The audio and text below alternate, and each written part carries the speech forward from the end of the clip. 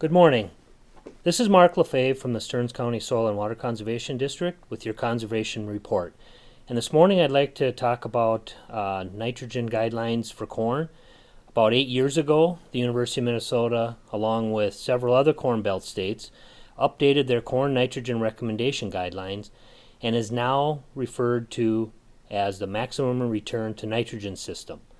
Those nitrogen guidelines have recently been updated again to reflect new data from university corn test plots.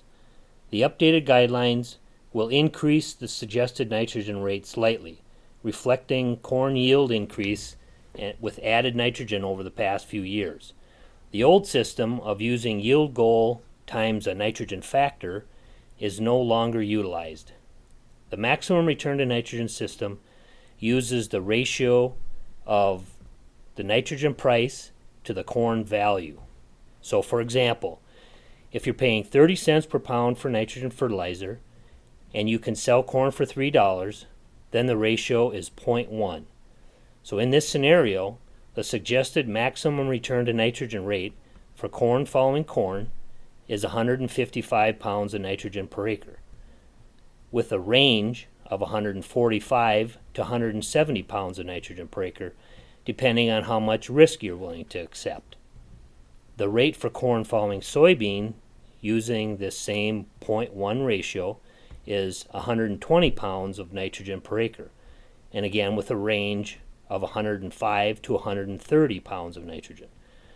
This system looks at the economics of adding additional nitrogen and whether there is a yield return on the fertilizer investment, which is a critical consideration with today's commodity prices.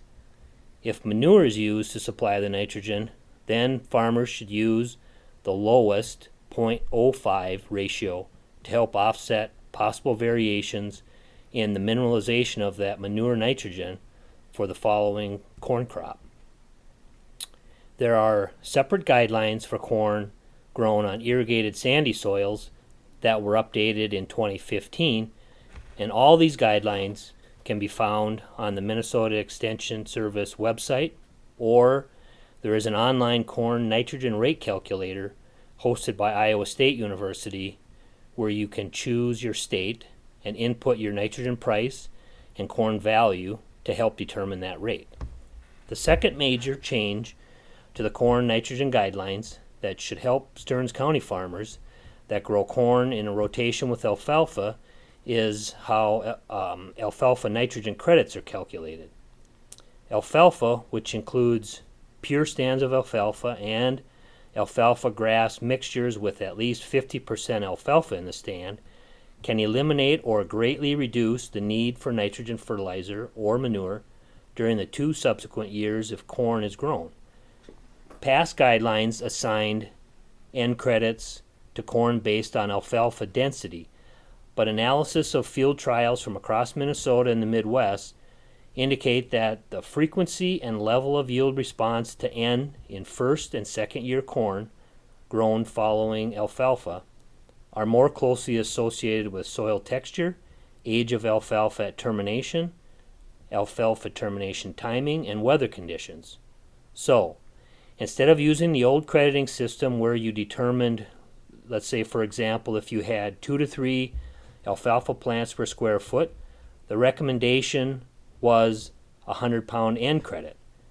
The new updated alfalfa N credits take into account considering soil texture, if irrigation is used or not, the alfalfa age of the alfalfa stand at termination, and if it's terminated in the spring or fall. I think these new guidelines will help farmers and crop advisors fine-tune their nitrogen management and reduce the risk of nitrogen loss to groundwater or tile lines, while at the same time reducing risk of yield loss from not enough nitrogen applied. And to wrap up this morning, I'd like to remind producers that starting in November, the Natural Resources Conservation Service will accept and process applications for enrollment in the Conservation Stewardship Program. NRCS has made several updates to the program this year to help producers better evaluate their conservation options and the benefits to their operations and natural resources. New methods and software for evaluating applications will help producers see up front why they are or are not meeting stewardship thresholds and allow them to pick practices and enhancements that work for their conservation objectives. These new tools also allow producers to see potential payment scenarios for conservation early in the process. And as always, if you have questions about any of today's topics, you can always call our office at 320-251-7800. And again, this is Mark Lefebvre from the Stearns County Soil and Water Conservation District with your weekly conservation report. And thanks for listening.